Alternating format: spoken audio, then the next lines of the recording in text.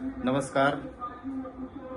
महाराष्ट्राच्या राजकारणात गेल्या 40-50 वर्षापासून जयंत राजाराम पाटील या कुटुंबाने जे या महाराष्ट्रासाठी योगदान दिलंय, योगदान पाहता आम्हीच नव्हे पण महाराष्ट्रातील कानाकोपऱ्यातील जनता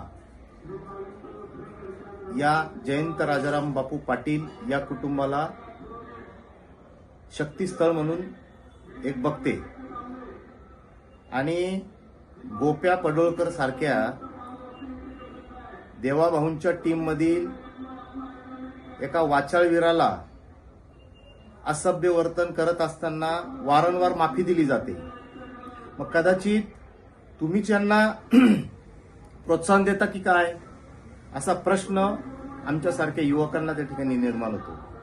देवाभाऊ, आपल्याला मी याद्वारे सूचित करू इच्छितो की आमचा पक्ष हा सुसंस्कृत पक्ष आहे. आमच्यावर आदरणीय शरदचंद्रजी पवार साहेबांचे संस्कार आहेत. या पुरोगामी महाराष्ट्रामध्ये अशा प्रकारे झोपडपट्टी छाप वक्तव्य हे खपवून घेतलं जात नाही. मी या व्हिडिओद्वारे देवाभाऊंना त्या ठिकाणी विनंती करतो की अशा पिल्लवळींना वेळेत आळा घाला.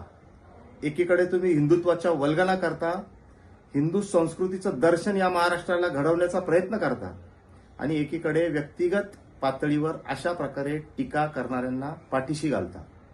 या पडळकरचा तर कार्यक्रम आम्ही घेऊच, परंतु जर वेळीच अशा पिल्लावळींना आळा घालण्यात आला नाही तर आम्हाला पर्यायाने नरसिंहाचा अवतार घेऊन यांना धडा शिकवावा लागेल. आणि इथून पुढे जर या गोपीचंद पडळकरने आमच्या शक्तीस्थळांवर जिभेने हल्ला करण्याचा प्रयत्न केला तर त्याची जीभ काढून त्याच्याच हातात दिली जाईल.